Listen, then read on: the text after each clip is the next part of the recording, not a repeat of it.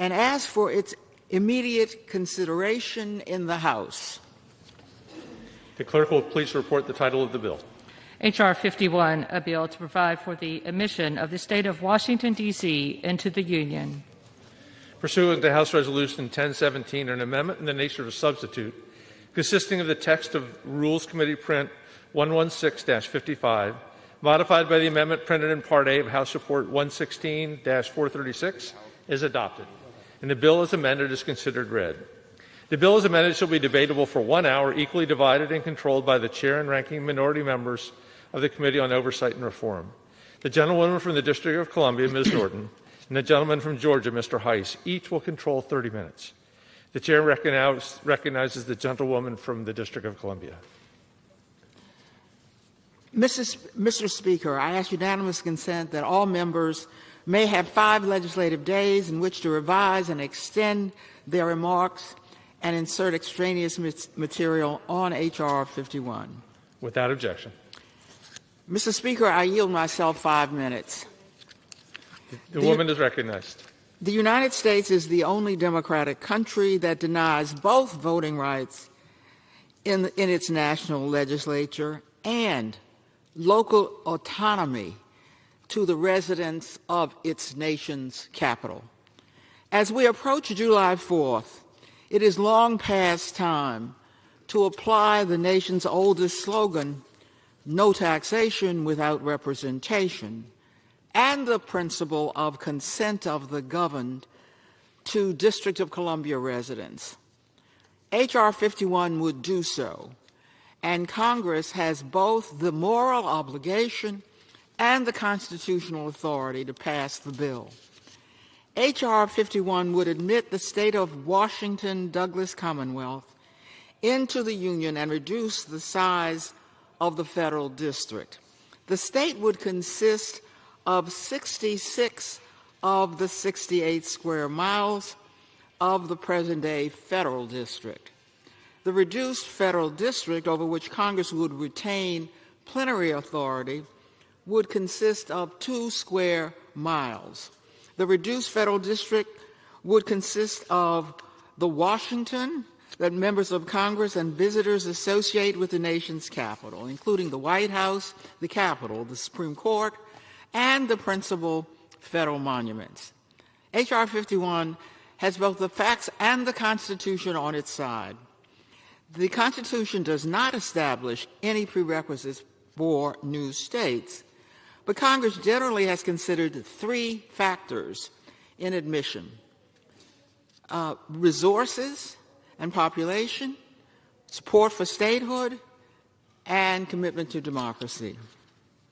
The district pays more federal taxes per capita than any state and pays more federal taxes than 22 states of the Union. The district's population of 705,000 is largely than those of Wyoming and Vermont, and the new state would be one of 7 states with a population under 1 million. DC's $15.5 billion budget is larger than those of 12 states, and the district's AAA bond rating is higher than those of 35 states. DC has a higher per capita personal income and gross domestic product than any state. 86% of DC residents voted in favor of statehood in 2016. In fact, DC residents have been fighting for voting rights in Congress and local autonomy for 219 years. The Constitution's admission clause gives Congress the authority to admit new states, and all 37 new states have been admitted by an act of Congress. The Constitution's district clause, which gives Congress plenary authority over the federal district, sets a maximum size of the federal district of 100 square miles. It does not set a minimum size. Congress previously has changed the size of the federal district, including reducing it 30% in 1846. Over the last few months, the nation and even the world has witnessed the discriminatory and outrageous treatment of D.C. residents by the federal government. In March, Congress passed the CARES Act, which deprived the district of $755 million in coronavirus fiscal relief by treating the district as a territory rather than a state. The HEROES Act would restore those funds. This month, federal police and out-of-state National Guard troops occupied D.C. without the consent of the D.C. mayor to respond to largely peaceful protests. Prior to this occupation of the city, there had been much more looting and property destruction in other cities, but the federal government did not occupy those cities. The federal occupation of D.C. occurred solely because the president thought that he could get away with it. He was wrong. For me, H.R. 51 is deeply personal. My great-grandfather, Richard Holmes, who escaped as a slave from Virginia on a plantation, made it as far as D.C., a walk to freedom, but not to equal citizenship. For 3 generations, my family has been denied the rights other Americans take for granted. I yield myself 1 minute.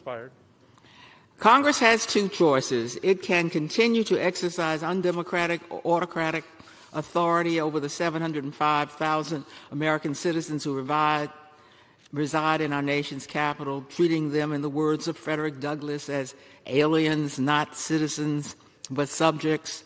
Or Congress can live up to this nation's promise and ideals and pass H.R. 51. I would like to thank Speaker Nancy Pelosi, Majority Leader Steny Hoyer, Majority Whip James Clyburn, Chairwoman Carolyn Maloney, and the late Elijah Cummings, our millions of allies across the country, and most importantly, generations of D.C. residents and officials who have refused to simply accept their treatment as second-class citizens, for bringing us to this historic day.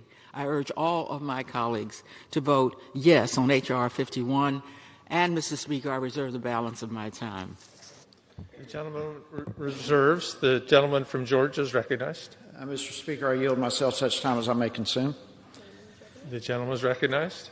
Thank you, Mr. Speaker. I rise in opposition to H.R. 51, the Washington, D.C. Admission Act. There's a whole lot more to statehood than simply being a large and vibrant city. Our nation's founders made it clear that D.C. is not meant to be a state.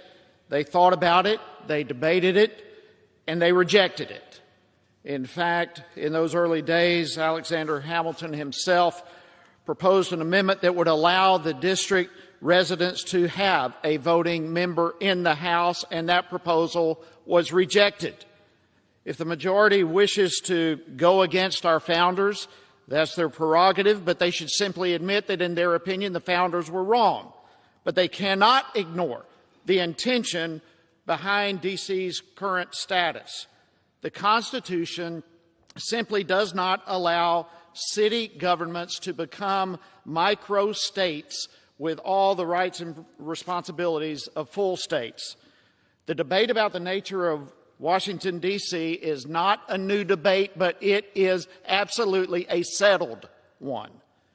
My friends on the other side of the aisle may gasp and protest and outrage at the suggestion that what this is really all about is an attempt to get 2 more Democratic senators. But that is what this really is all about. But on our side, there's no question that we have the Constitution on our side on this whole debate. The Constitution clearly establishes a federation of sovereign states. And representation here in Washington, D.C. comes from those states, the federation of those states. This city, this district, is a unique entity. It was set apart to not be influenced by a state, but to in itself be governed by those representatives of the various states who are here. And our founders did not want this city, the seat of our federal government, to be influenced by any other state. But that's exactly what this proposal would do.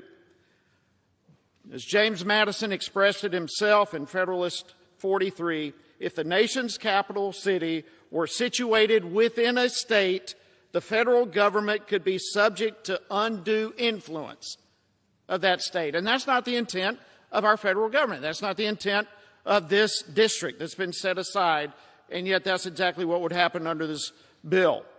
My colleagues across the aisle believe that excluding a small federal enclave from this new state would nullify the need for a constitutional amendment, but that's simply not true.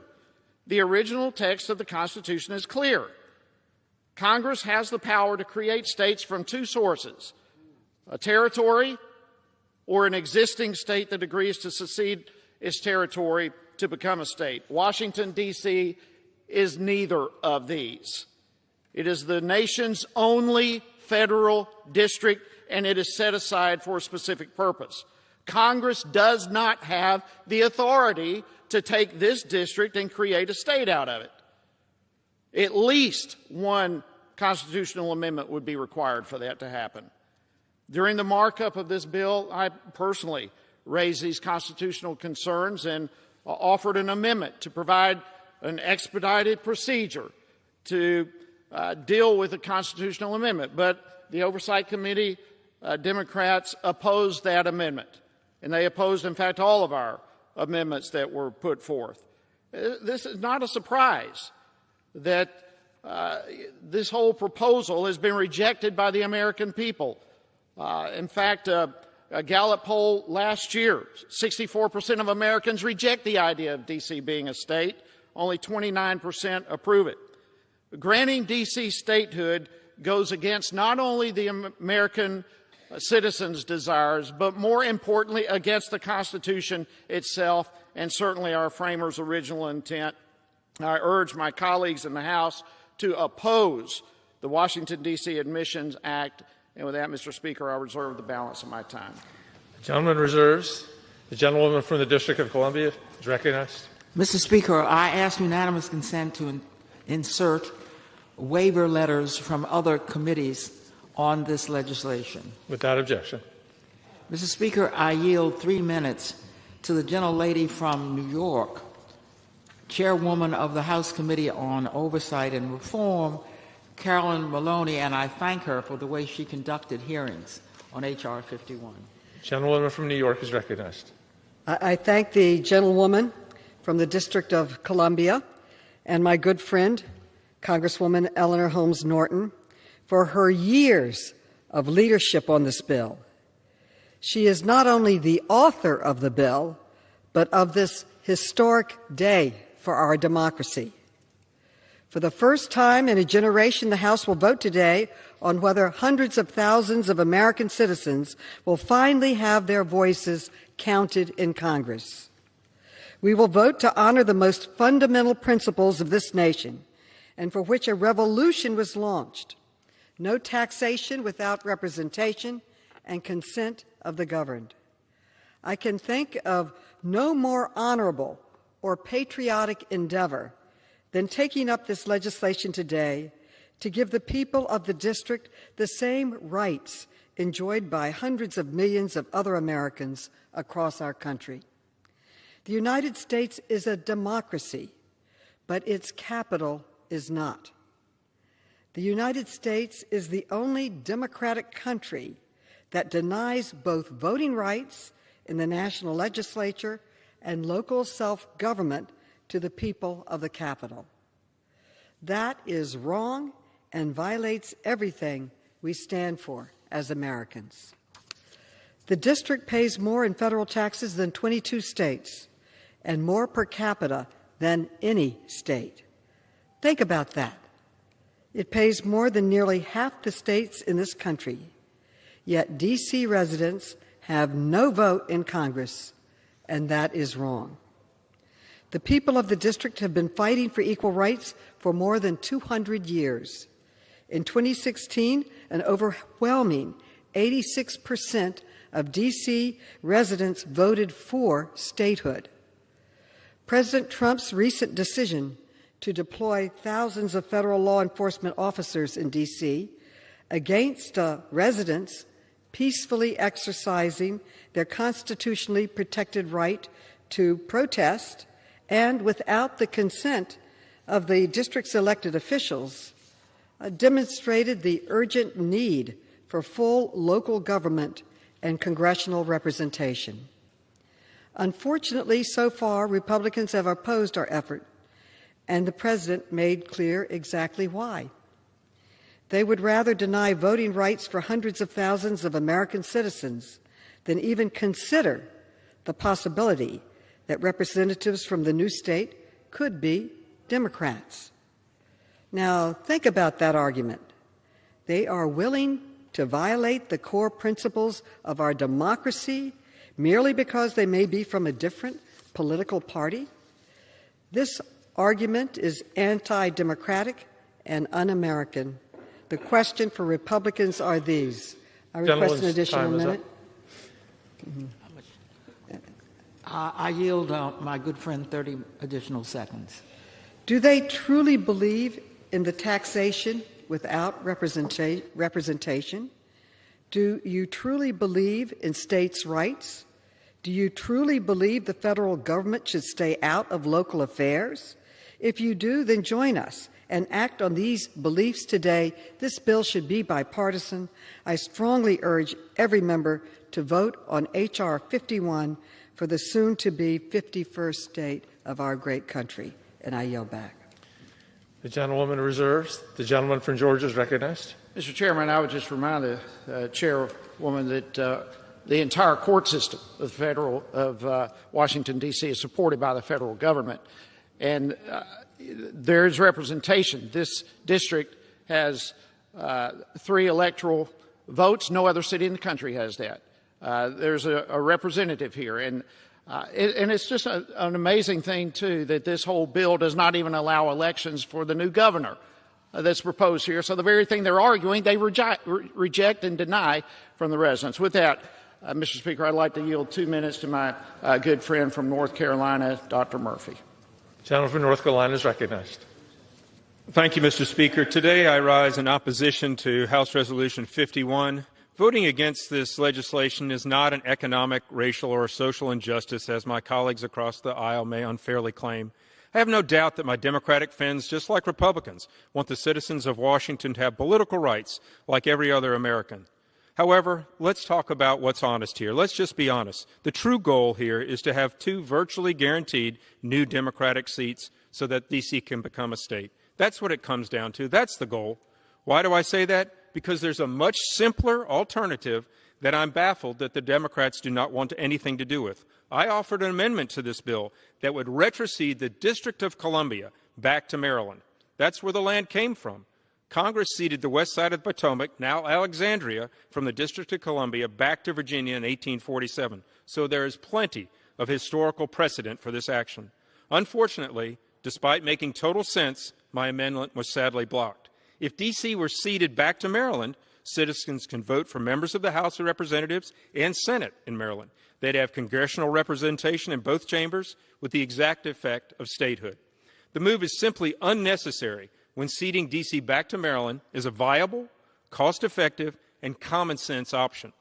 To further nullify this debate, the District of Columbia will require a constitutional amendment to change. The framers of the Constitution, as have been said before, were very clear about this. The Supreme Court reaffirmed this in 1949. So why are we trying to overturn the Supreme Court?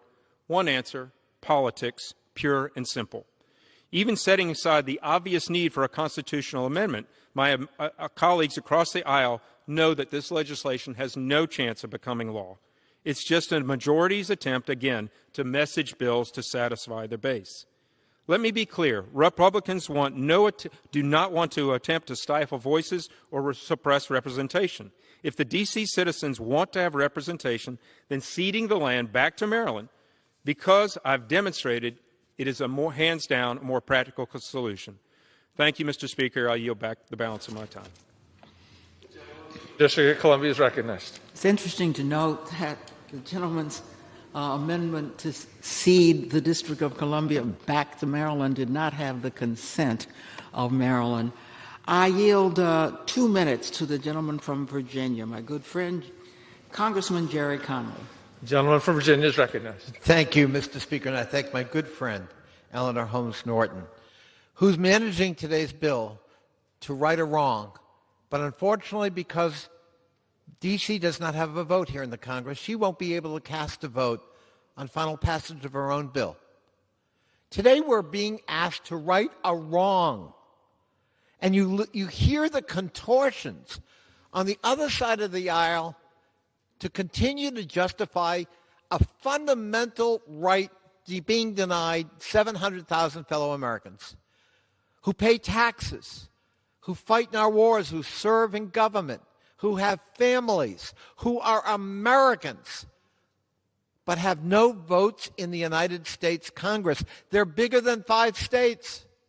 They hide behind the Constitution. The Constitution was written before we even knew where the capital of the United States would be, before a blade of grass was touched to construct Washington, D.C. No one at that time could have envisioned a metropolis of 700,000 Americans, let alone that they would be denied their fundamental American right. Let's cede it to Maryland. 2 problems. Maryland doesn't want D.C., and D.C. doesn't want to be in Maryland. The consent of the governed is a fundamental part of the American architecture, which you conveniently overlook. And then there's the right to be represented, another fundamental right. Denied D.C. My friends say it's partisan politics. Yes, it is. Theirs. They want to deny 700,000 people their right to representation in this body and in the other body because of their politics or likely politics. When have we ever done that as America?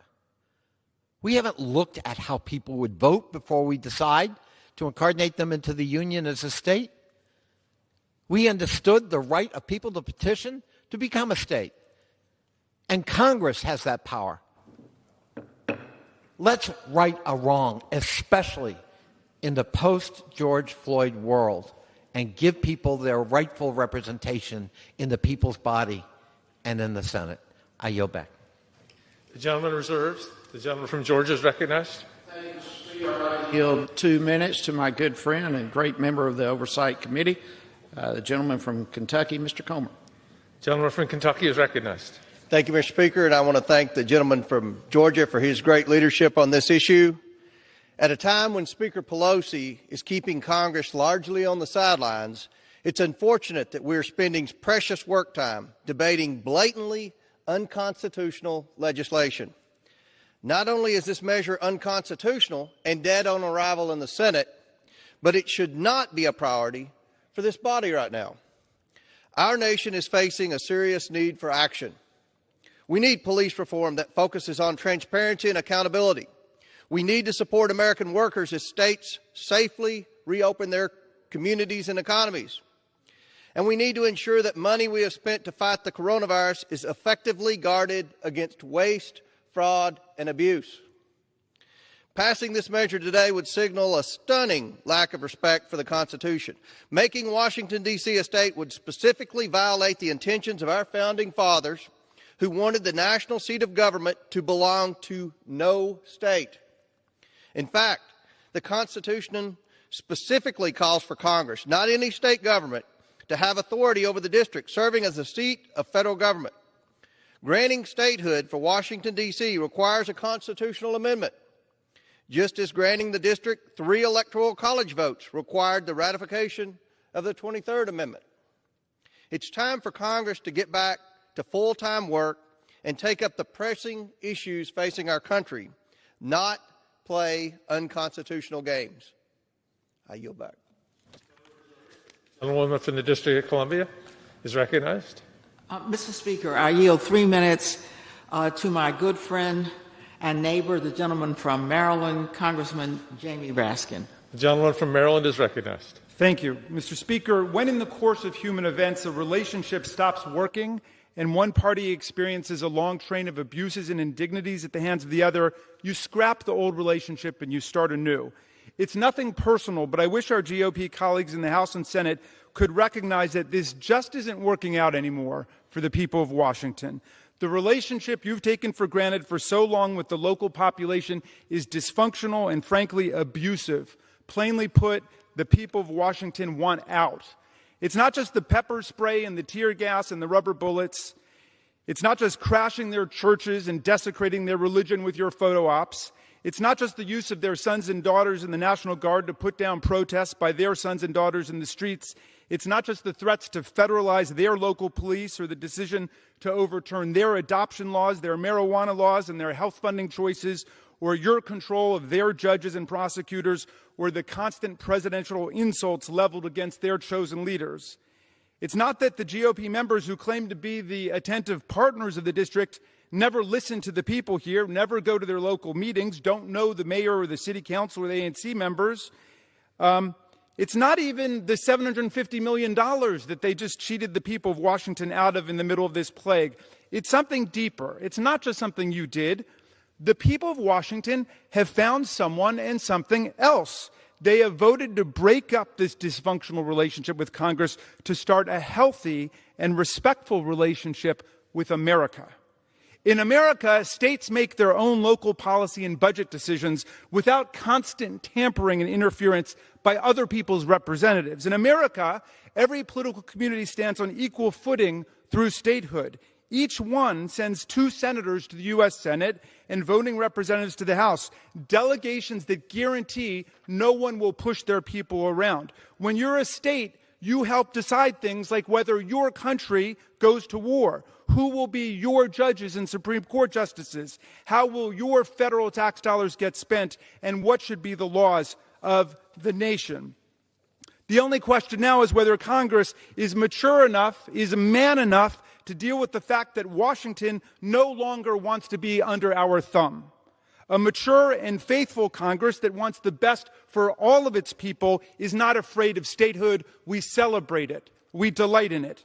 America started as 13 states, but we've exercised our powers under Article 4, Section 3, 37 separate times to admit 37 new states, all of them by simple legislative acts, none of them by constitutional amendment, and each one was controversial in its own way. I heard the gentleman say that you've got to be either a territory or formerly part of another state to be admitted to state. It's not true. I've got a one-word answer to that. Texas. It was its own independent country. It was a Republican. People said that was unconstitutional, and Congress said, no, we're going to favor the trajectory of democratic inclusion and political equality. Could I request one more minute? I yield the gentleman 30 additional seconds. The gentleman has 30 more seconds. Thank you. So every state has faced objections. They said Utah was too Mormon, and New Mexico was too Catholic, and Hawaii and Alaska in 1959, of course, they weren't contiguous. They couldn't be admitted.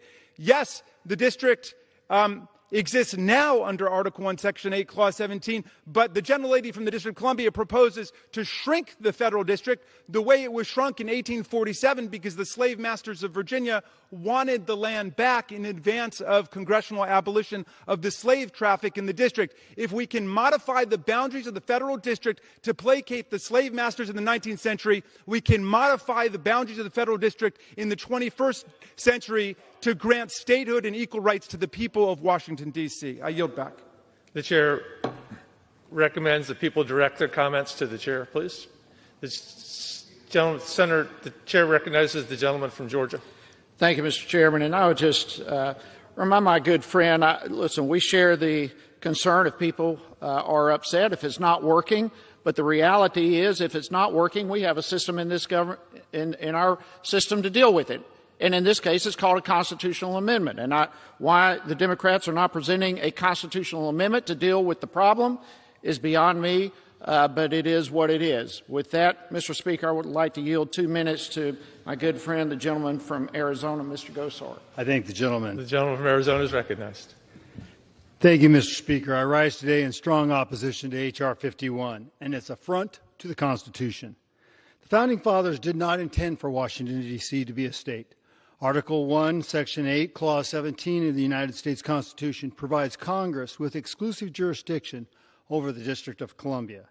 The Enclave Clause was included for specific reasons, notably the fact that the operation of the seat of the federal government of the United States whose laws now affect approximately 330 million Americans, should not be impeded by local ordinances, actions, or taxation. The framers of the Constitution had good reason for this concern. Having witnessed the reluctance of local authorities to police disorderly conduct by protesters in June of 1783, conduct that forced the adjournment of Congress and the flight of its members to neighboring states.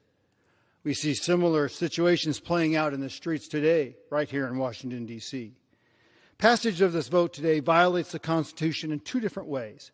First, withdrawing specifically enumerated powers, granting Congress control of the federal district, and two, ignoring the constitutional amendment process the framers outlined to make changes to our founding charter. Yesterday, I testified on my amendment to the Rules Committee, which reaffirmed and enhanced congressional leadership over district provided in the District of Columbia Home Rule Act. Unfortunately, my colleagues did not accept this amendment, which was crafted in the spirit of the Constitution, pushing this legislation and the legal thought behind it even further away from our founding tradition. The last few months have been very difficult times in this country, with unrest spanning throughout our nation, including right here inside of Washington, D.C. itself. In face of willful disregard for the rule of law, it is irresponsible for this body to follow in these footsteps by blatantly taking action against our Constitution. The democratic and legal wisdom of our founders is unprecedented, and their calls for a legal charter which granted and preserved individual liberties and good governance stand true today. Going against their intentions now is neither prudent nor in the best interest of the country. I urge my colleagues to vote against H.R. 51, and I yield back. The gentleman reserves. The chair recognizes the gentlelady from the District of Columbia. Mr. Speaker, I yield 1 minute to the gentlelady from California, the Speaker of the House of Representatives, Nancy Pelosi. The chair recognizes the Speaker of the House of Representatives. Thank you very much, Mr. Speaker. I thank the gentlelady for yielding and for her tremendous leadership over time to remove obstacles of participation to our democracy, whether it's a Voting Rights Act for all, or whether it's observing the 100th anniversary of women having the right to vote, and whether it is about giving full participation in our democracy to the District of Columbia. I'm proud to join her in wearing this mask, says 51st, and that's why this legislation is H.R. 51, DC Statehood, which I will talk about now. But Congresswoman Eleanor Holmes Norton has been brilliant, relentless, persistent, dissatisfied about the lack of full participation for her constituents in the work of Congress. So I salute her as the patron saint and guiding star of the DC Statehood, even before she came to Congress, but since she came to Congress, and she has worked tirelessly and relentlessly to build historic support for this bill. And you give us the honor of participating in this historic vote when the House of Representatives, for the first time, will vote a statehood for the district. DC statehood, Mr. Speaker, is both an official and a personal priority for me. My colleagues have heard me say this, but I'll say it again. When I was born, my father was a member of Congress from Baltimore, Maryland. He was on the Appropriations Committee, and he served as the chair of the D.C. Appropriations Subcommittee. At that time, they tell me, that person would be regarded as the mayor of unofficial mayor of Washington, because that Appropriations Committee made all the decisions, so many decisions for the District of Columbia. He was a big supporter of home rule, seeing from that perspective the unfairness of it all, a big supporter of home rule. So in any event, he did his job in a way to try to make a path. And the path, and later home rule, and later a mayor and the rest, and now to where we are now. So yesterday someone said, can you find middle ground? This is middle ground. The status quo is. We have to go forward.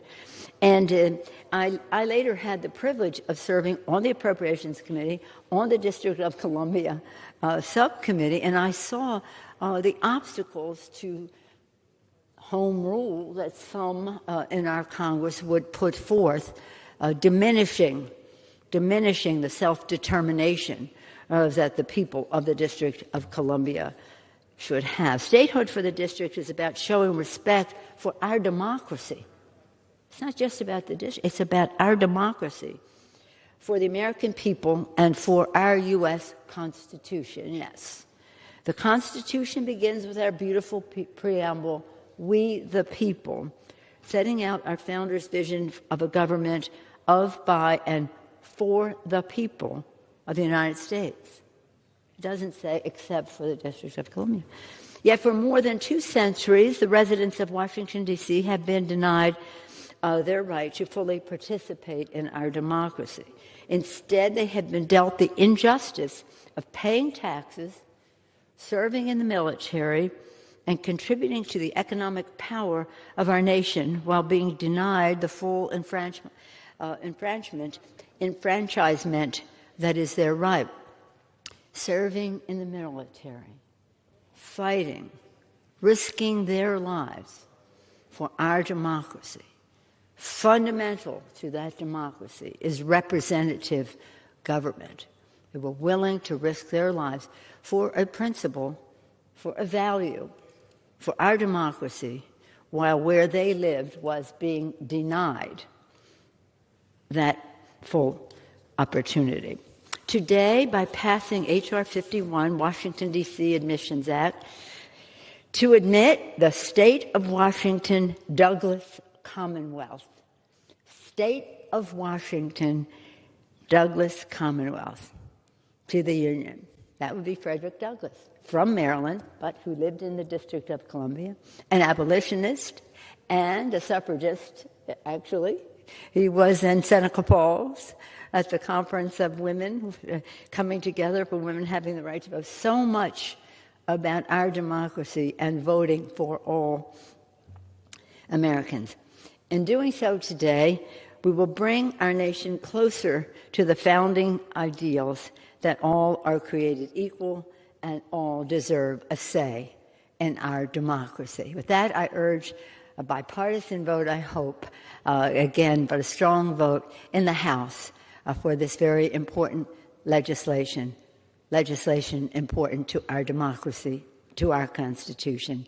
And I thank again and salute Eleanor Holmes Norton for her leadership, working with our distinguished leader, Mr. Hoyer, for whom this has been a priority. We're proud that this is on the floor today. Thank you, Mr. Speaker. I yield back. Thank you. The gentlewoman reserves. The chair recognizes the gentleman from Georgia. Mr. Speaker, may I inquire how much time we have remaining? 18 and a half minutes, sir. How much? The gentlewoman from D.C. has 14 minutes. You have 18. We have 18, is what you said? 18 okay, and all a right. half. Thank you, Mr. Speaker. And I would just say again that our Constitution has representation here in our capital from the Federation of the States, and this district was set apart not to be a state nor to be influenced by one. And with that, I would like to yield 2 minutes to my good friend, the gentleman from Kentucky, great member of the Oversight Committee, Mr. Massey. Chair recognizes the gentleman from Kentucky. I thank the gentleman from Georgia. Mr. Speaker, if there's a constitutional way to turn D.C. into a state, this bill is not it. This bill is a farcical exercise in legislative virtue signaling because it contains a fatal constitutional flaw. Let's talk about what this bill doesn't do. This bill doesn't magically convert all of D.C. into a state. This bill doesn't create a new state containing a city called D.C. because both of these clearly violate the Constitution. Some overly clever legislative artists think they've found a new loophole, a way to create a state in D.C.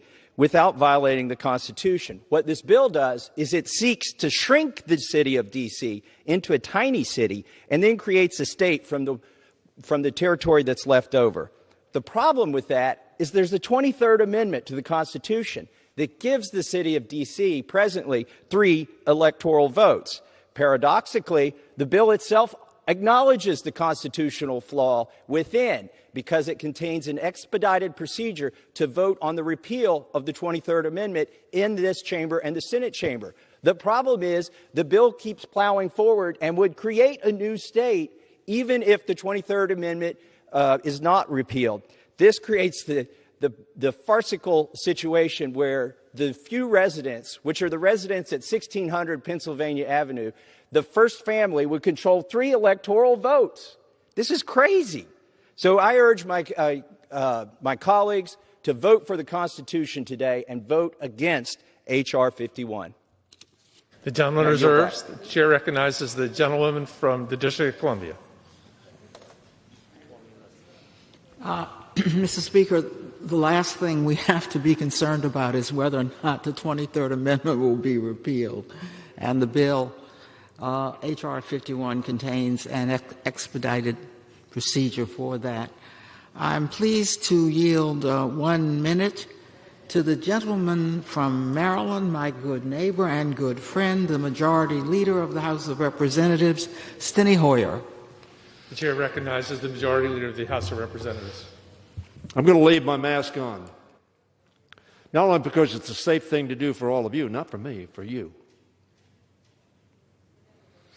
but also because it represents the best of America. I'm from Maryland. Maryland was a slave-holding state. I represent the district that probably had the most slaves, along with my friend from the 1st Congressional District. In fact, there were many sympathizers for the Southern cause that would have had Maryland join the Confederacy. They were, of course, wrong. But I want to tell my friends from those states who withdrew and whose states tried to destroy the Union that they ought to remember that this nation took them back without condition, with full citizenship and the right to vote. Surely, we can do the same for our fellow citizens. Mr. Speaker, I rise in strong support of this bill, and I thank Delegate Eleanor Holmes Norton and her extraordinary quest, keeping her eye on the prize to make sure that the citizens she represents have full citizenship and have our respect. I am proud to stand with her in supporting statehood for the people of the District of Columbia. On this mast, there is a drawing of the outlines of the District of Columbia. That is Maryland before the 1789 and subsequent actions. That was Maryland. I dare say there is not a Marylander who voted on that secession of that land for the capital of the United States who thought to themselves they were disenfranchising those who lived in that district.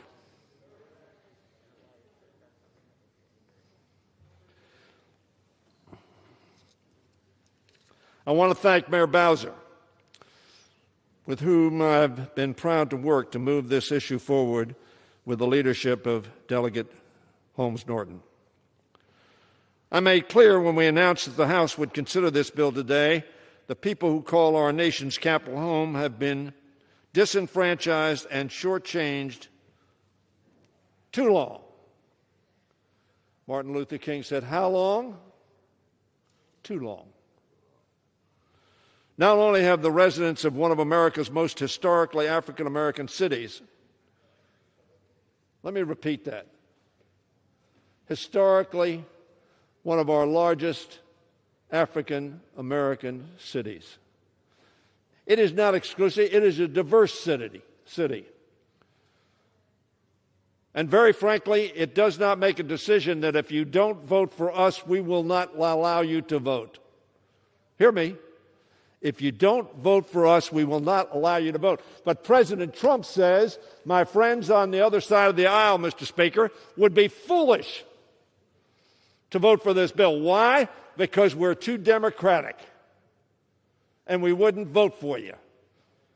What do you think the North would have done with the 11 states that tried to destroy the Union. If we had said, you're not going to vote for us, so you can't come back, at least you can't come back with voting rights, we will keep you as subjects, not as citizens.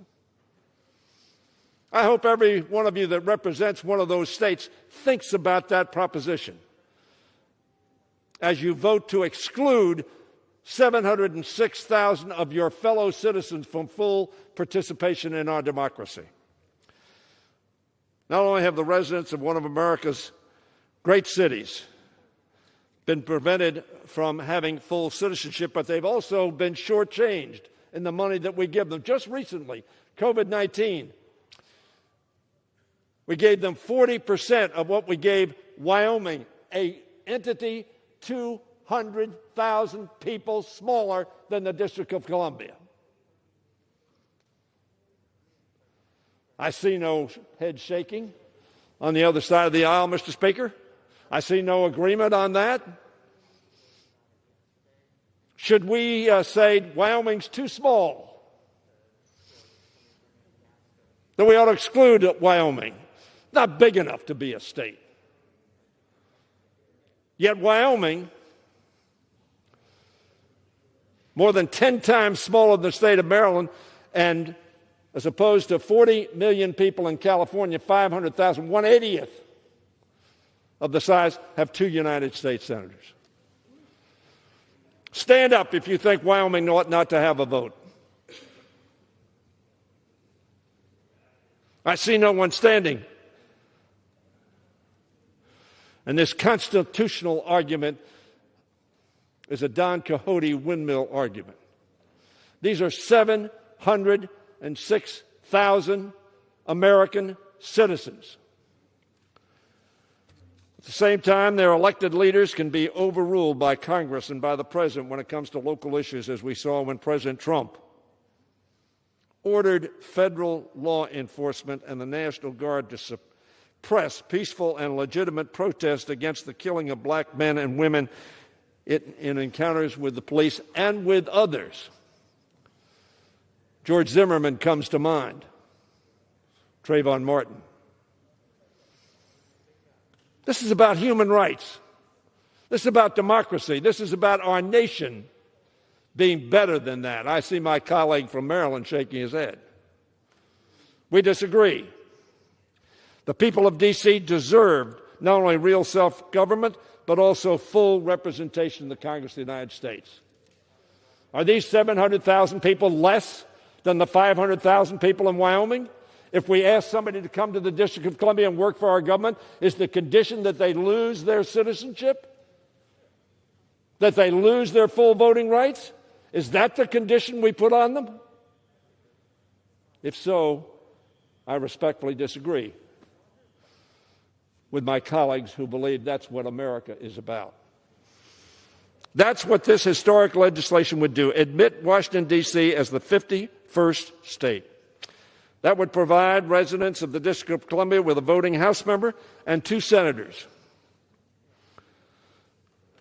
as every other group of Americans that lives in a jurisdiction called a state has the right to have.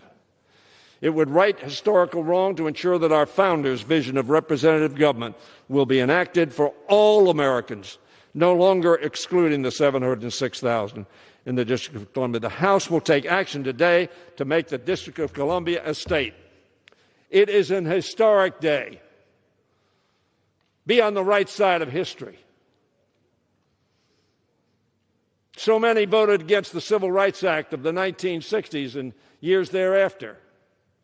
They were on the wrong side of history. Do not have, you're absolutely right. Somebody mentioned there was Democrats. We were a segregationist party. And guess what? We said we do not want to be that kind of party. And Hubert Humphrey got up in 1948 in New York at a Democratic convention, said we need to come out of the dark shadows of slavery and segregation into the bright sunlight of justice and equality. Yes, I understand. That was our party. And we said to them, we do not want to be that party. Don't you be that party.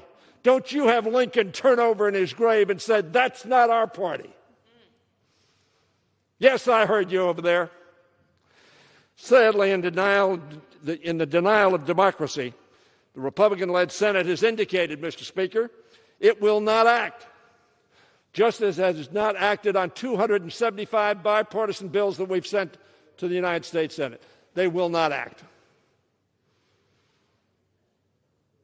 A Senate that is elected by 18% of the American people, the majority of the Senate. That is unfortunate, Mr. Speaker, because this is more than just a local issue for the District of Columbia. It is a civil rights issue for our country, as yesterday was a civil rights issue for our country. It is something that ought to concern all Americans, because when some Americans are denied the full rights and representation of citizenship, it diminishes the meaning of citizenship for all. Statehood is not merely a status. It is a recognition by the rest of the states of the sovereign equality of the people who live there. That they are part of the main, not simply an island, as the poet reflected. And that they cannot be treated as lesser by their fellow citizens. By admitting Washington, D.C. as a state, we will admit what we already know to be true, that its people are our fellow Americans, equal in their pursuit of happiness and their enjoyment of the full rights and privileges of American citizenship, including representation in the Congress of the United States. Our patriot forebears in the 18th century used to cry out, no taxation without representation.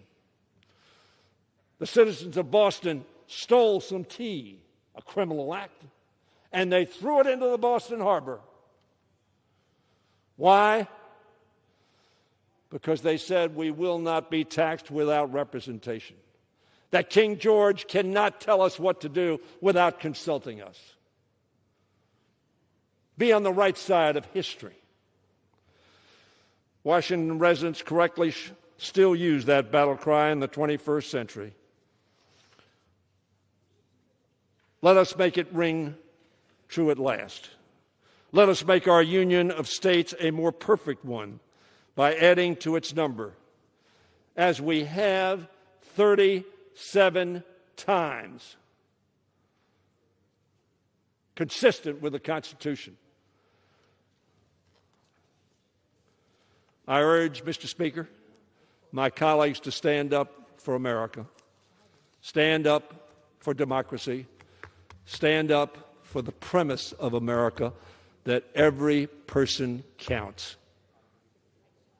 Vote yes. The gentlewoman from District of Columbia reserves.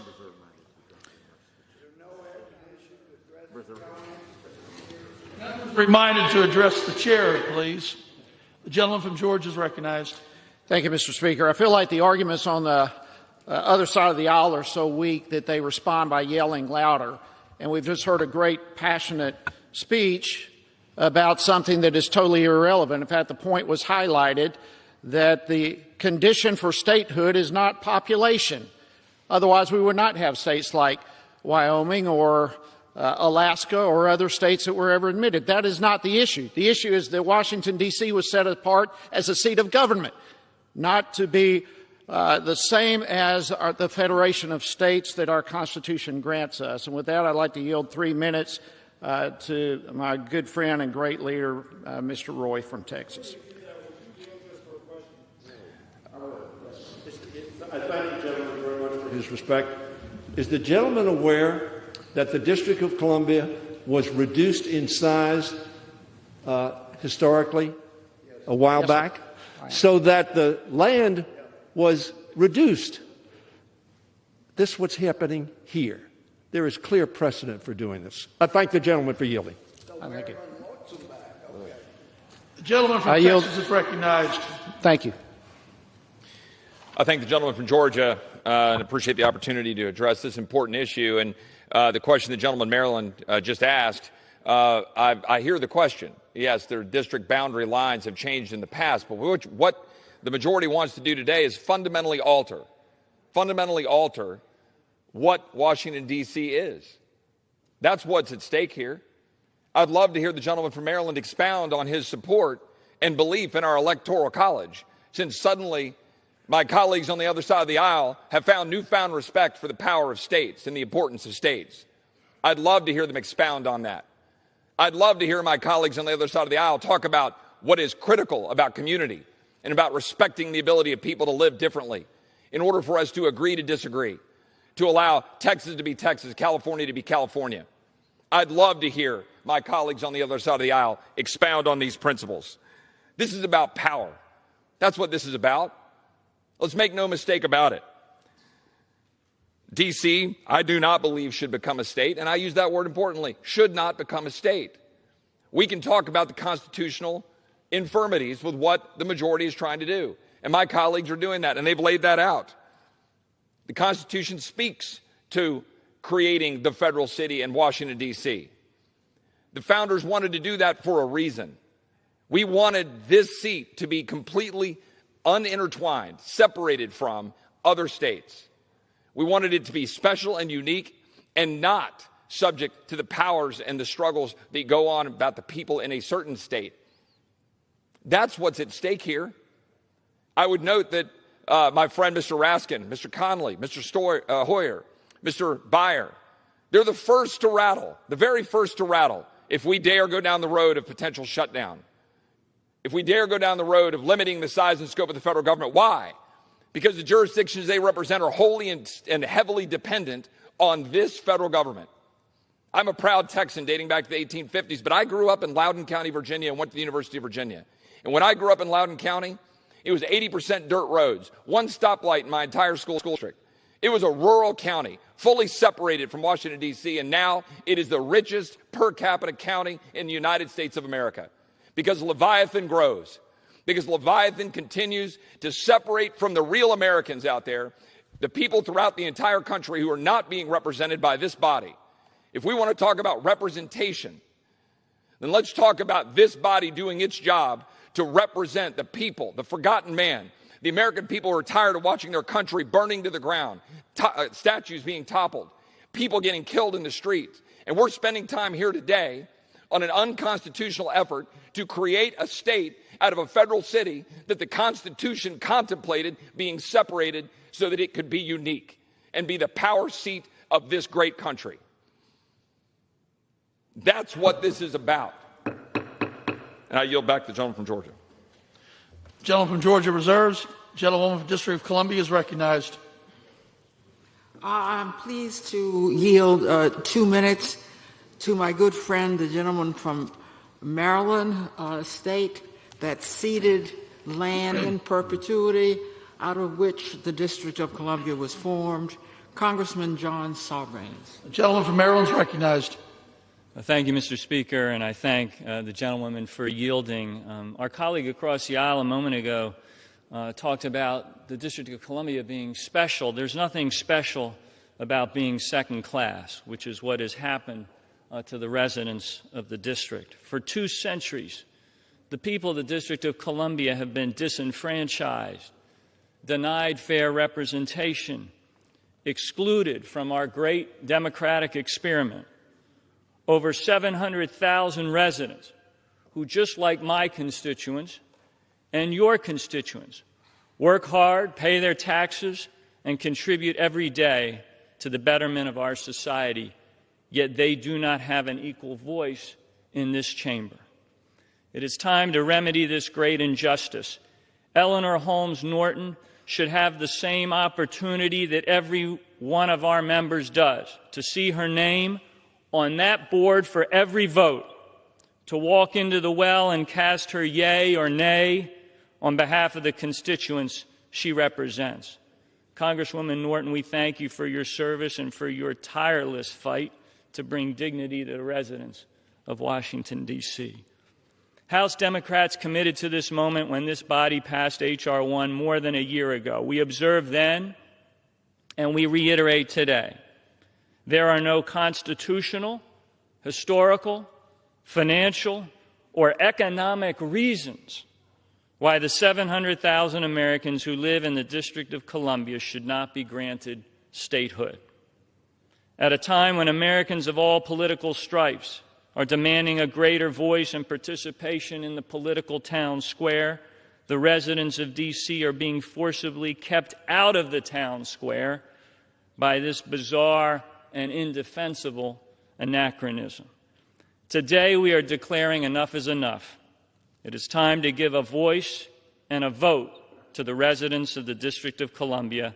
I urge my colleagues to vote yes on H.R. 51. I yield back. Gentlewoman reserves. The gentleman from Georgia is recognized. Thank you, Mr. Speaker. To somehow try to paint a picture that D.C. is a second-class city is absolute absurdity. Without question, this is the most influential city in this country, perhaps in the world. With that, I'd like to yield 2 minutes to my friend from Wisconsin, Mr. Grothman. The gentleman from Wisconsin is recognized. First of all, a little comment, maybe clearing things up. I'll point out to everybody in the room that when we say the Pledge of Allegiance, the phrase "to the Republic for which it stands" is in the pledge. And I think we all remember the memorable comment of Benjamin Franklin at a time or around when the Constitution was drafted. He talked about he was giving us a republic if we can keep it. Now, at the time the Constitution was drafted, our forefathers did include a district which would be the capital for the country. Our forefathers put together the United States and reached a compromise between the 13 states. They realized at the time it would be ridiculous to break apart a state and give it 2 senators like all of the other states. In part, that is because it is so different and has such a different interest in the states. All of the states, the 50 states to a variety of degree, have a given amount of agriculture. There's virtually no agriculture, maybe no agriculture, maybe somewhere there's a greenhouse or something in the District of Columbia. There is no manufacturing. There is no mining or logging, or if there is, it is so tiny we can barely see it. It is a unique city because it is based on government jobs and tourist jobs connected to people coming and visiting those government buildings. It is not like any other state out there. If it were to become a state, its representatives would spend all of their time almost devoted to getting more money for the city, and already the federal government puts a great deal of money into the city. You couldn't complain that they do not have enough funds for their schools or their city. I believe their schools are somewhere in the top, if you consider it a state, somewhere in the top 3 or 4 in the country as far as funding per person. It would make no sense, say, for Wisconsin to break off and give 2 senators to Milwaukee and 2 senators to the rest of the state. Milwaukee is not a state. Thank you. I yield the remainder of my time. Gentleman from Georgia reserves. Gentleman from the District of Columbia is recognized. Mr. Speaker, I'm pleased to yield 1 minute to the gentlelady from Illinois, Congresswoman Robin Kelly. The gentlewoman from Illinois is recognized. Mr. Speaker, I rise today in support of H.R. 51. For more than 200 years, Americans living in the District of Columbia, many of whom serve the people of this great nation as public servants, have been denied the right to self-government. That's a founding principle of our great nation. Today, D.C. is home to more than 700,000 Americans, and yet they have no voting members of Congress and no voice in the Senate. Establishing Washington-Douglas Commonwealth would not create our nation's smallest state by population, nor would it be reliant on the federal government to survive. There are states with smaller populations and many other states that are far more dependent on federal assistance. Despite paying more in total federal income tax than the residents of 22 other states, D.C. is continually treated like a territory instead of a state in funding bills. These calculations starve the local government of the funds they rightly deserve. I hope my colleagues listen to the voice of our founding fathers who we keep hearing about. No taxation without representation. Well, D.C. pays its taxes. It deserves a voice in Congress. And let's be clear about who's playing politics. I yield back. Gentlewoman reserves. Gentleman from Georgia is recognized. Thank you, Mr. Speaker. I'd like to yield 2 minutes to my good friend, great leader from Texas, Mr. Gohmert. The gentleman from Texas is recognized. Thank you. It's amazing to hear people that have been trained in the Constitution disregard it so. But we're taught at law school the ability to rationalize absolutely anything. But the fact is, Article 1, Section 8, there is no one of the 37 states that have been brought in by Congress that is addressed in the Constitution like this district is. And it says specifically to exercise, this is the right of Congress, exercise exclusive legislation in all cases whatsoever over such district not exceeding 10 miles square, that's this one, as made by session of particular states and the acceptance of Congress become the seat of government for the United States. And if you go back and you look at the Federalist Paper 43, you look at the debate at the time, they understood we've had the capital in New York City, we've had it in Philadelphia, and that is dangerous because it means if you're surrounded by a state and the capital is part of that state or in the middle surrounded by the state, then pressure can be brought to bear that would be so unfair to the rest of the country. Look at the debate. That's why that's in there, to protect that. Now, one of the things that we agree on is that it is wrong to make people who are residents of the District of Columbia pay income tax. I've been filing a bill since 2008, I think it was, that would eliminate the federal tax. None of the territories who also don't have full voting members of Congress pay federal income tax. D.C. shouldn't either. That's a legislative fix we can do. And I look forward to stopping the hypocrisy. Gentleman's time has expired, please. Gentleman from Georgia reserves. The gentlewoman from Mr. Speaker, District of Columbia is recognized. How much time can I Gentleman from inquire? Georgia. Can I inquire how much time we have, please? Gentleman has 9 minutes. Thank you. And the gentlewoman has 10 minutes. I say to the gentleman, it says everything about the desire of citizens of Washington, D.C. To be equal, that we're pleased to continue to pay federal income taxes, to be number one. And appreciate his amendment. We have rejected his amendment because we want to be full citizens. That means paying our share. And I'm pleased to yield to my good friend from the Virgin Islands 2 minutes, Congresswoman Stacey Plaskett. Gentlewoman of the Virgin Islands is recognized. Thank you very much. And as a member representing the territories, I would rather pay taxes than have the treatment that this body gives to those that live in the territories. I believe it's the greatest scam and an okey-doke that you have allowed us not to pay taxes and hold that against us to ask for our equal treatment. So keep paying those taxes, and you will get your statehood one day. The United States territories that I represent is also not on equal footing with the rest of the nation. There's no representation in the U.S. Senate, no equal voting representation in the House of Representatives. Unlike D.C., we cannot vote for president. We know what it's like to be part of the greatest country in the world, but not a full participant, and it feels incomplete. As Americans, we strive to be productive citizens and an asset to the nation. Statehood for D.C. is a matter of fairness that has been slow in coming.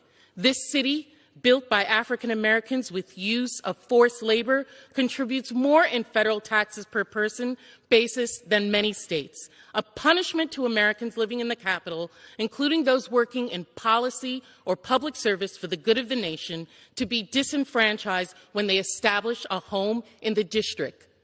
This body changed the boundaries in the 1800s to ensure that slave owners could keep their slaves. We have changed the boundaries in the committee to allow for the federal city to still exist and the residents of D.C. to become a state. It's been done by this body before. Don't make it seem like it's something that can't happen again. At this very moment, citizens across this nation are clamoring for change, equality, and justice. With one vote, we can deliver that for the people of D.C. It is time to do what's right and allow the people of this city to feel whole, to feel complete, to feel like they matter. Support H.R. 51. Thank you. I yield back. The gentlewoman reserves. The gentleman from Georgia is recognized. Thank you, Mr. Speaker. It certainly can happen. It just requires a constitutional amendment. I'd like to yield 2 minutes from my good friend from Maryland, Dr. Harris. The gentleman from Maryland is recognized. Thank you very much, Mr. Speaker. Agreed. Yes, recognized. Thank you very much, Mr. Speaker. I hope America is watching what's going on the floor today, and they're paying careful attention to this debate. We hear speaker after speaker from the other side of the aisle say things like, it's been done before. The majority leader, clear precedent. Yeah, there's clear precedent. We know the person who was in the chair just before comes from the state that actually was the clear precedent in 1847 when retrocession occurred.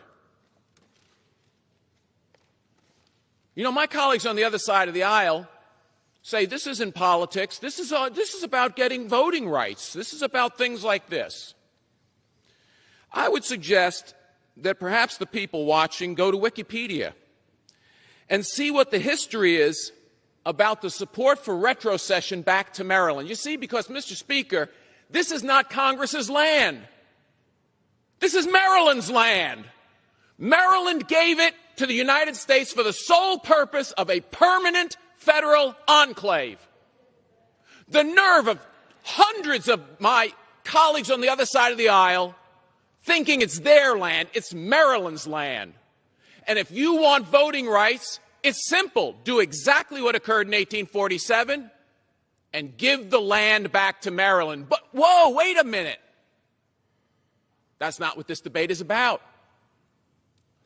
Because retrocession has been proposed many times with no Democrat supporters. In fact, the majority leader was in Congress when these bills were proposed.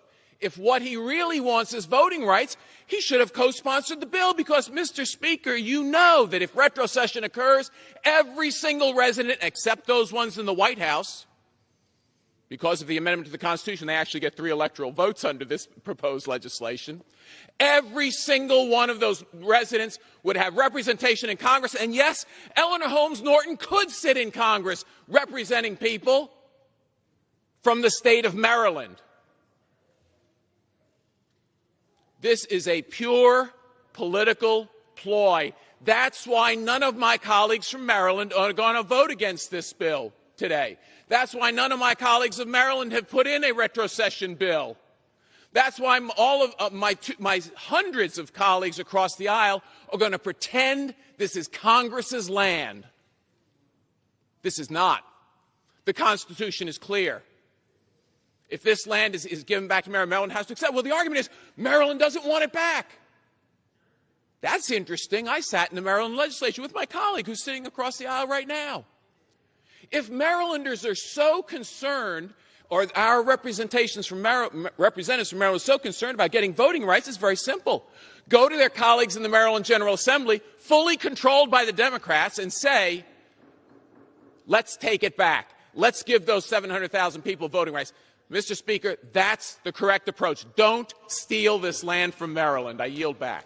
The gentleman from Georgia reserves. The gentleman from District of Columbia is recognized. Important to note that Maryland permanently ceded the land that now is part of the District of Columbia. You can't get back what you permanently ceded. And it's important to note that we have yet another. We've had several members from Maryland speak, and I am pleased to yield 2 minutes to yet another friend from Maryland, the gentleman from Maryland, Congressman Kweisi Mfume. Gentleman from Maryland is recognized. Thank you, Mr. Speaker. I want to thank the distinguished delegate congressperson from Washington, D.C. for her steadfast leadership on this. I had the opportunity to work with her predecessor back in the late 1980s in this chamber, Delegate Walter Fauntroy, who passed the torch, and Delegate, you have just done a great job. It took 27 years to get this vote back onto the floor. And I was there in 1993 when we came up short. And today I'm hoping and praying that this bill passes. I want to congratulate you on that and to remind others that this is not going to go away. Because at the end of the day, this is really about taxation without representation. One of the original 27 colonial grievances filed against the king, which was a major cause of the Revolutionary War. And so when people in Boston had the Tea Party and threw tea in the Boston Harbor in December of 1773, they were making a statement and setting an example for people across this nation to understand that we just can't tax people without allowing them to be represented. And you've heard the great discussions, the cogent points about the fiscal side of this, that D.C. residents pay more taxes per capita than any other state, that they pay more general taxes than 22 states, that they have a budget here larger than 11 states, and a bond rating better than almost 30 other states. But I've heard this discussion when it comes to fiscal matters about the constitutional federation of states, the great words of Hamilton and the Federalist Papers. I understand that. But one thing we have to remember when we raise Hamilton and we talk about the Federalists is that their stated belief was the Constitution was meant to evolve, that it was a living document. That's not my impression. That's the impression, the opinion of the Federalists. And so if that were not true, I could not be here as a descendant of a slave without the 13th, 14th, and 15th Amendment. Gentleman's time's expired. The distinguished woman couldn't be here.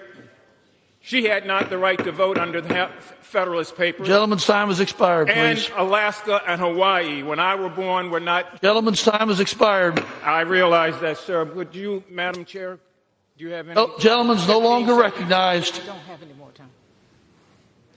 Gentleman from Georgia is recognized. Out of time. The Constitution can change by amendment only. With that, I'd like to yield 2 minutes to the gentleman from Alabama, Mr. Brooks. Gentleman from Alabama is recognized.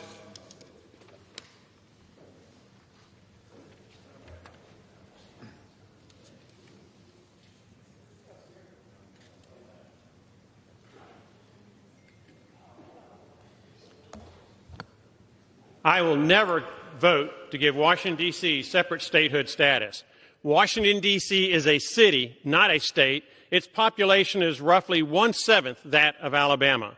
To add perspective, giving D.C. statehood is the equivalent of giving Jefferson County, Alabama, or the Tennessee Valley separate statehood status. That is nuts. History is in order. The District of Columbia originally was 100 square miles, 10 miles square. Part of D.C. was in Maryland, part was in Virginia. In 1847, the Virginia part of the District of Columbia was given back to Virginia, leaving only the Maryland portion of D.C. still in D.C. These former D.C., now Virginia residents gained the right to vote on U.S. senators once senators became elected rather than appointed. If D.C. residents want to vote on U.S. senators, fine. That can be done by following historical precedents and giving the residential portion of D.C. back to Maryland, keeping the federal government portion, the Capitol, White House, monuments, the mall, federal buildings, and the like, in D.C. But this option won't be offered by Democrats because they don't care one twit about D.C. residents voting on U.S. senators. Rather, their goal is 2 more guaranteed left-wing senators. If offered, I will vote to return residential portions of D.C. to Maryland, thus giving D.C. citizens the power to vote on Maryland's 2 U.S. senators. That option is consistent with historical precedents, but I will never vote to give a single middling-sized city the same political power as one of America's great 50 states. I will never support this sham that is motivated by crass partisan political power, not a desire to let citizens of the District of Columbia vote on U.S. senators. Mr. Speaker, I yield back. Gentleman reserves. The gentlewoman, District of Columbia, is recognized. May I inquire how much time does this side have, please? Gentlewoman has 5.5 minutes. I yield 1 minute to the gentlelady from California, the chair of the Financial Services Committee, my friend, Congresswoman Maxine Waters. Gentlewoman is recognized. Thank you so very much. I rise to support H.R. 51, the Washington, D.C. Admission Act, which would end centuries of taxation without representation and make Washington, D.C. the 51st state. And nobody is giving back anything. Washington, D.C. is the home to more Americans than 2 states, and more than 46% of its 700,000 residents are black. Make no mistake, race underlies every argument against D.C. statehood, and denying its citizens equal participation and representation is a racial, democratic, and economic injustice we cannot tolerate. It must be acknowledged that the chance to right these wrongs with today's vote would not be possible without my good friend Eleanor Holmes Norton. We were both elected at the same time, and she has been dogged and consistent every single year since then in her fight for this bill and D.C. statehood. I'm so pleased to join my friend in today's milestone vote, and I'm hopeful that Eleanor's long efforts will finally give D.C. the rights they deserve. I yield back the balance of my time. Gentlewoman reserves. The gentleman from Georgia is recognized. Mr. Speaker, I have no further speakers. I'm prepared to close. The gentleman reserves. I reserve. Gentlewoman from District of Columbia is recognized. Mr. Speaker, I yield 1 minute to my friend, the gentleman from North Carolina, Congressman G.K. Butterfield. Gentleman from North Carolina is recognized. Thank you, Mr. Speaker, and thank you to Delegate Eleanor Holmes Norton for your years of leadership on this issue. Mr. Speaker, from 1910 through 1970, thousands of African Americans from my district and from your district, Mr. Heiss, migrated to Washington, D.C., seeking employment and better opportunities than existed in the segregated South. They work and worship, and they pay their taxes. They own and operate businesses here in D.C. They teach in the public schools. They are Capitol Police. They clean our offices. Ms. Holmes Norton, I know very well that some of your ancestors originated in my congressional district. Mr. Speaker, D.C. residents pay the highest per capita federal income taxes in the country. They pay more federal taxes than residents of 22 states. It's a grave injustice that they don't have representation in this body. It is time to say to the citizens of this city that they too are American citizens and deserve to be part of this great union with full rights of citizenship. What they don't need to hear on this floor today is for members to say, I will never vote for D.C. statehood. That is irresponsible. Thank you. I yield back. Gentlewoman reserves. The gentleman from Georgia is recognized. I reserve. Gentleman from Georgia reserves. The gentlewoman from District of Columbia is recognized. Mr. Speaker, I yield 1 minute to the gentleman from Georgia, Congressman Hank Johnson. Gentleman from Georgia is recognized. Thank you, Mr. Speaker. Article 4, Section 3.1 provides that new states may be admitted by Congress into this union. There's absolutely no requirement for constitutional amendment. I was born and raised in Washington, D.C., spending my formative years in this great domain, and I grew up knowing that my parents paid taxes but had no voting representation in Congress. It was paradoxical that I learned in school that the cries of patriots, no taxation without representation, did not apply to the people of this great domain. We obeyed the same laws and paid the same taxes as our fellow Americans, but we had no hope in taking part in the governance of America. And I thank the delegate, Eleanor Holmes Norton, for keeping hope alive. I'm here today to say that it's time to end the legal disenfranchisement of a population larger than the states of Vermont and Wyoming. This vote is long overdue, and I intend to vote in favor of D.C. statehood, and I encourage my colleagues to vote yes. And with that, I yield back. Gentlewoman reserves. The gentleman from North Georgia is recognized. I continue to reserve, Mr. Speaker, but how much time do we have on our side, please? Gentleman has 4 minutes remaining. Thank you. Gentlewoman from District of Columbia is recognized. Mr. Speaker, I yield 1 minute to the gentlelady from Michigan, Congresswoman Haley Stevens. Gentlelady from Michigan is recognized. Thank you, Mr. Speaker. I thank my esteemed and tireless colleague from the District of Columbia, Congresswoman Holmes Norton. In this very chamber, we have, throughout our nation's history, long debated statehood for many lands and many people. and adding new states we have. In 1837, Michigan statehood was passed by Congress as the 26th state and signed by President Jackson, who proudly stated Michigan was, quote, admitted into the Union on an equal footing with the original states in all respects. In 1959, as we added Hawaii to the Union, the Secretary of the Interior declared, quote, the great statehood of Hawaii will be granted and prove to the world that we practice what we preach. And now, as we add Washington, D.C., and recognize the over 700,000 people, hundreds of thousands of federal tax-paying people to this union, we reaffirm, we restore, and we continue to flourish our democracy that manifests to promote the general welfare. Thank you, and I yield back.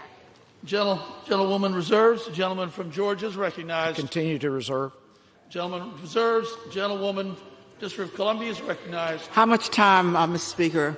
1.5 minutes, ma'am. I didn't hear you. 1.5 minutes. I yield 30 seconds to my good friend, Shell Jackson Lee. Gentlewoman from Texas is recognized. I want to give all acknowledgement to the outstanding gentlelady Eleanor Holmes Norton. President Washington said, the Constitution is the guide which I will never abandon. Nothing in the Constitution says that we cannot make the Washington state the Douglas Commonwealth. Frederick Douglass said, there is no power without struggle. The sons and daughters of Washington, D.C. laid down their life for this country in world wars. They stand for this country in service to this government. Why are we denying them their right? Alaska has 700,000 plus people. There is no population requirement. Gentlewoman's time has expired. Washington, D.C., a state now. Gentlewoman reserves. Gentleman from Georgia is recognized. Continue to reserve. Gentleman reserves. Gentlewoman from District of Columbia is recognized. Mr. Speaker, I yield 30 seconds to Mr. Blumenauer of Oregon. Gentleman from Oregon is recognized. Thank you. I'm intrigued listening to my colleagues waxing eloquent about the divine creation of the District of Columbia. Give me a break. It was old-fashioned horse trading between Hamilton, Madison, and Jefferson, like the declaration of enslaved people being 3/5 of a person, without being able to vote for themselves, just simply power for white people. It's time to recognize the reality of what I think was a corrupt bargain and give the District of Columbia the statehood it deserves. Gentlewoman reserves. The gentleman from Georgia is recognized. Continue to reserve. Gentleman reserves. The gentlewoman from District of Columbia is recognized. Reserve. Mr. Speaker, I reserve. Gentlewoman reserves. Gentleman from Georgia. Is the gentlewoman ready to close? I am, sir. Okay. Gentleman from Georgia is recognized. Thank you, Mr. Speaker. Despite the passionate arguments that we've heard today regarding H.R. 51, the plain truth is that Washington, D.C.'s status as the capital of the United States is exactly as our founders intended. To be clear, Washington, D.C. is a vibrant and special city holding a unique position in our nation's federal system. Our nation's capital does not exist within one state, and therefore it is free from the influence of any state, and that's exactly the intention of our Constitution and our founders. But not only is the Constitution proposal going to be a violation of our Constitution, but practically speaking, D.C. is not prepared financially and otherwise as a micro-state. Currently, Washington, D.C. only raises about half of its annual budget through local taxes, despite the fact that they have some of the highest taxes in the nation. This shows a lack of financial readiness for the responsibility of statehood. Congress has already dealt with this in the past. In D.C.'s financial situation, we bailed it out in the 1990s after 20 years of troubled self-rule. The majority's bill does not take into account how these budgetary shortfalls would be remedied or how the taxpayers would be relieved. Statehood first, the details later. That's the majority's proposal. In seeking to gain an extra 2 seats in the Senate, Democrats would strip this great historic city of its special status and make it a shell state. The Democrat statehood proposal leaves us with a state in name only and a tiny remnant of a federal district. This is far from the intent of our founding fathers. We live in a federation of states. And I would say there's no one who's a greater supporter of states' rights than I am, but because I believe in states' rights, I cannot support this city becoming a state. D.C. is simply not equipped to shoulder the burden of statehood. If Democrats were serious about granting representation to the citizens of D.C., they would consider retroceding the land back to Maryland, as has been proposed, but that's been rejected over and over. If D.C. citizens rejoin Maryland, they would gain the Senate and House representation that supposedly is what this bill is after. But this statehood proposal is about politics, all dressed up in noble arguments about disenfranchising and taxation without representation, but it's just a big sham. The Constitution is clear. A new state can be formed from federal territories or from existing states with their permission. But the current federal district is not an existing state, nor is it a territory. It is unique. And our framers specifically crafted the Constitution with a maximum size for the district so as to prevent it from becoming a state. And we've been over this time and again. But H.R. 51 changes the clear intentions of our founders. By making the district a state, we are going exactly against the intent of our framers and the intentions of our Constitution. The framers crafted our Constitution with the direct intent that we would have a unique district, the seat of our federal government, that is not influenced by a state. That is what we have. And that's what we need to keep. H.R. 51 disregards the Constitution, and we cannot take this lightly. I ask my colleagues to oppose this bill. I thank the Speaker, and I yield back. Gentleman yields. The gentlewoman from District of Columbia is recognized. Mr. Speaker, how much time remaining? 30 seconds. This bill allows our country to live up to its claim to be a democracy. We stand out as the only democracy which denies democracy to the residents of its own capital leadership, own capital city. Our claim to leadership is marred until this bill recognizes your capital city as equal in citizenship with the citizens of every member of the House of Representatives. I yield back. Gentlewoman yields. All time for debate has expired. Pursuant to House Resolution 1017, the previous question is ordered on the bill as amended. The question is on engrossment in the third reading of the bill. Those in favor, say aye. Those opposed, no. The ayes have it. Third reading. A bill to provide for admission of the state of Washington, D.C. into the Union. For what purpose does a gentleman from Pennsylvania seek recognition? Mr. Speaker, I have a motion to recommit at the desk. Is the gentleman opposed to the bill? Mr. Speaker, I am opposed to the bill in its current form. The gentleman qualifies. The clerk will report the motion. Mr. Keller of Pennsylvania moves to recommit the bill H.R. 51 to the Committee on Oversight and Reform with instructions to report the same back to the House forthwith with the following amendments. Page 3, insert before line 1 the following. Section 2, findings. I ask unanimous consent to dispense with the reading. Without objection, the reading suspended. Pursuant to the rule, the gentleman from Pennsylvania is recognized for 5 minutes in support of his motion.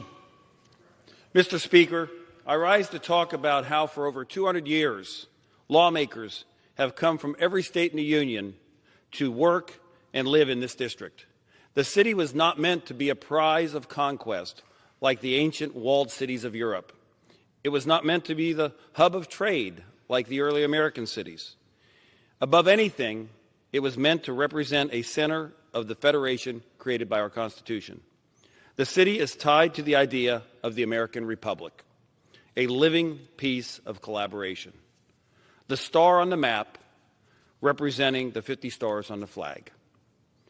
With the creation of a 51st state of Washington-Douglas Commonwealth, a state the size of a small county, that collaboration will be gone. The majority believes it is a small price to pay for 2 senators. Republicans need assurances that the interests of our constituents will be reflected in this new state that will have undue influence over the nation's federal government.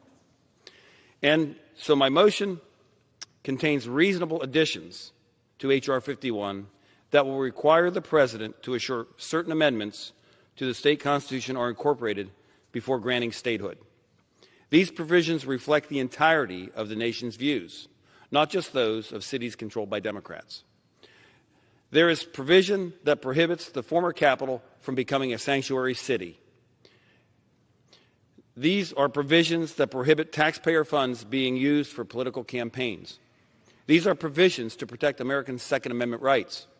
These are provisions that provide full funding for law enforcement, that prohibit the destruction of our national monuments, that prohibit the creation of so-called autonomous zones.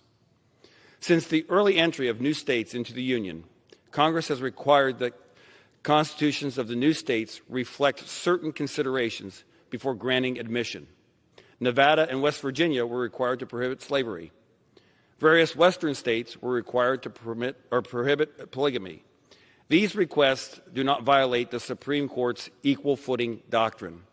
But the idea of the state of Washington-Douglas Commonwealth, containing wholly within it the entirety of the federal capital, does in fact violate this doctrine. A state with a controlling influence over the nation's federal government and capital is simply not on equal footing with the other 50 states. It is above them. A vote for the majority's design for DC statehood is a vote for DC superiority. The founders recognized the status of Washington, D.C.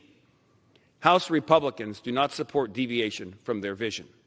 However, if the Democrats insist on creating this new state, it is only fair that it be established as a state with policy values that more closely reflect the rest of the country.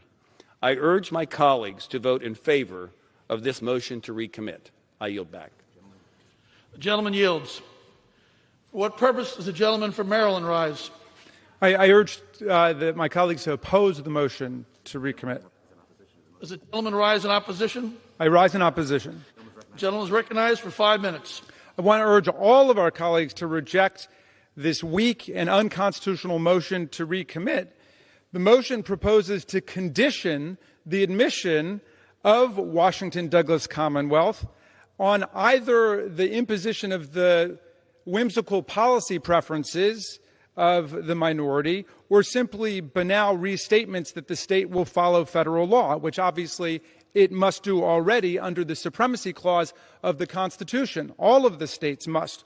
But the paradigm example here, and the thing that really appears to be on their mind, and I'm glad we at least have boiled it down to this issue, is they want to make sure that the new state doesn't come in without an amendment written by the people of Washington, D.C., saying that they will not charge people a fee for carrying a concealed weapon.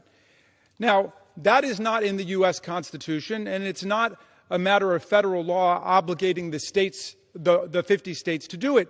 So you cannot selectively impose that on the new state of Washington, D.C. That is the equal footing doctrine, which the Supreme Court has emphasized repeatedly throughout our history, that every new state that we've granted admission to since the original 13, all 37 have entered on the exact same plane of political and constitutional equality as the original 13.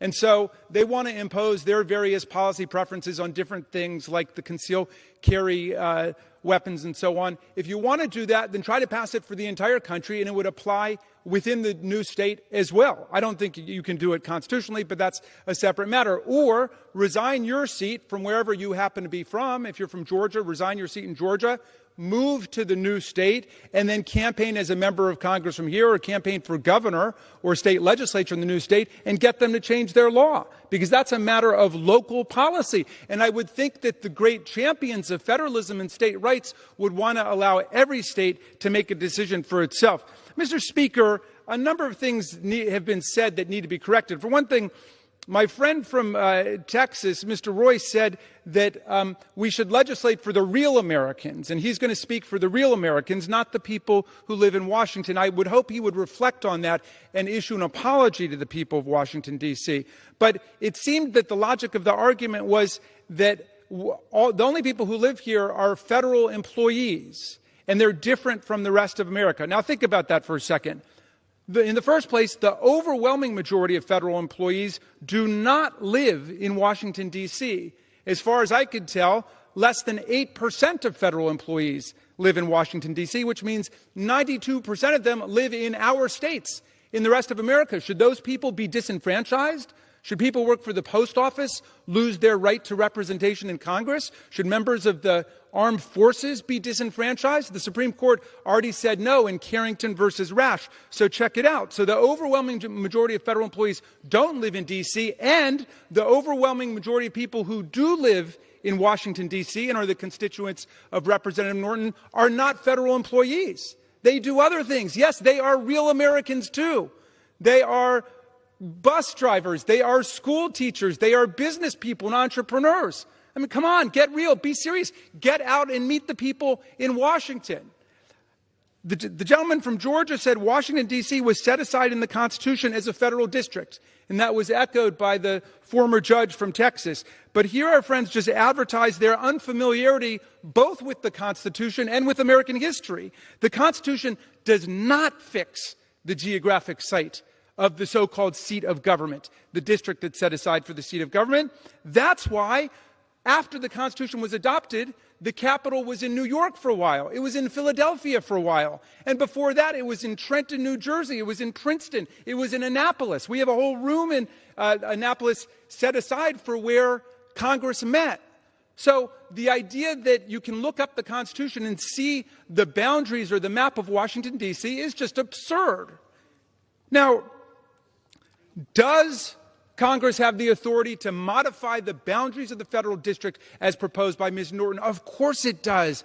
We voted to do that in 1846 at the behest of a couple hundred of slaveholders in Virginia who were afraid that this Congress would follow the advice of Representative Lincoln from Illinois, who said abolish the slave traffic in Washington, D.C., and they were afraid it was going to happen. So Alexandria, Arlington, Fairfax County were given back to Virginia. And it was perfectly constitutional, and there is no legal authority to the contrary in any way. If we can modify the boundaries of the federal district to placate a couple hundred slave masters from the 19th century, we can modify the boundaries of the federal district to grant statehood and political equality for the people of Washington, D.C. I yield back. Without objection. The previous question is ordered on the motion to recommit. The gentleman question is on the motion. All those in favor, say aye. Those opposed, no. The noes have it. The motion is not agreed to. For what purpose the gentleman from Pennsylvania rise? I would like to request a recorded vote for the ayes and nays. Pursuant to Section 3 of House Resolution 965, the yeas and nays are ordered. Pursuant to Clause 8 of Rule 20, further proceedings on this question are postponed.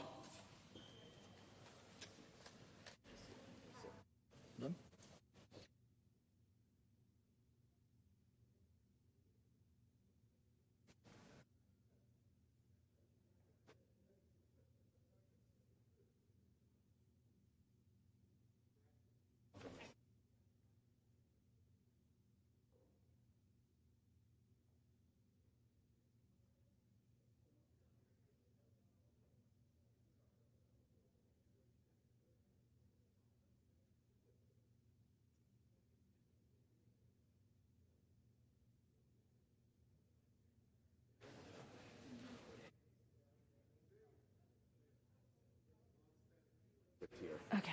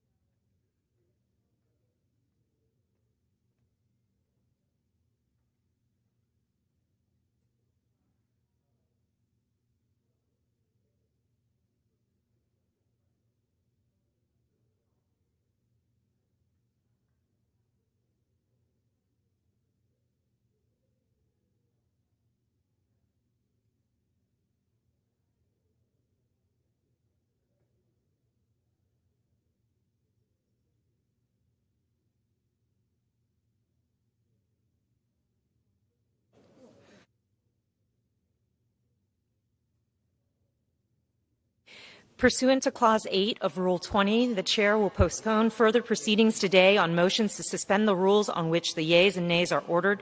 The House will resume proceedings on postponed questions at a later time. For what purpose does the gentleman from Florida seek recognition? Madam Speaker, I move that the House suspend the rules and pass the bill H.R. 3094 as amended. The clerk will report the title of the bill. Union Calendar Number 349, H.R. 3094, a bill to designate the National Pulse Memorial located at 1912 South Orange Avenue, Orlando, Florida, 32806, and for other purposes. Pursuant to the rule, the gentleman from Florida, Mr. Soto, and the gentleman from California, Mr. McClintock, each will control 20 minutes. The Chair recognizes the gentleman from Florida, Mr. Soto. Thank you, Madam Speaker. I ask unanimous consent that all members may have 5 legislative days in which to revise and extend their remarks and include extraneous material on the measure under consideration. Without objection, so ordered. Madam Speaker, I yield myself such time as I may consume. The gentleman is recognized. Thank you, Madam Speaker. On June 12, 2016, a gunman shot and killed 49 people and injured 53 others in the Pulse nightclub shooting in Orlando, Florida. It was the single deadliest known violent attack on the LGBTQ community and the deadliest violent attack in America at that time, an attack on our Latino community, our African American community, and so many others. After this tragedy, our city came together. Doctors, first responders, and friends rushed to save the wounded. Others donated funds, supply, even their blood. Countless works of art, gifts, and letters were left at impromptu memorial sites paying tribute to the victims and survivors. We came together in candlelight vigils across the globe to grieve and remember. We became truly Orlando strong in the face of adversity for the whole world to see. As we continue to honor 49 angels, we remind the world that love will always conquer hate in the end. The designation of the Pulse nightclub as a national memorial honors the lives taken, as well as the survivors, first responders, and entire Central Florida community. Together we will open minds and hearts, and will make the Pulse Memorial a national symbol of hope, love, and change. I thank my Orlando area colleagues, Congresswoman Val Demings and Congresswoman Stephanie Murphy, for joining me in leading this important bipartisan legislation, and I reserve the balance of my time. The gentleman reserves. The gentleman from California is recognized. Thank you, Madam Speaker. I yield myself such time as I may consume. The gentleman is recognized. Madam Speaker, I rise today in support of H.R. 3094, offered by our colleague from Florida, Mr. Soto. A little over 4 years ago, on June 12, 2016, the Pulse nightclub in Orlando, Florida, became the scene of the worst terrorist attack on American soil since September 11th of 2001. 49 Americans died and 53 were injured that terrible night at the hands of an ISIS-inspired coward who turned on the very country where his parents had sought refuge from the violence in Afghanistan. Instead of gratitude, he unleashed hatred and violence upon this country that had sheltered his family and made it possible for him to be born into a land of freedom and opportunity. The poisonous political ideology that infected and animated him and his attack, and to which he pledged allegiance just before the attack, is a familiar nemesis to the founding principles of our country. This craven and wanton attack reminds us of the threats of Islamic extremism both at home and abroad, that they are real, that they are malignant, and that they are deadly. In the aftermath of this terrible attack on the patrons of the Pulse nightclub, its owner established a nonprofit called the One Pulse Foundation to memorialize those who died in this mass murder, known simply as the 49. The foundation worked quickly to establish an interim memorial in Orlando, but recently began working with Orlando's mayor to launch a design competition for a permanent memorial and museum slated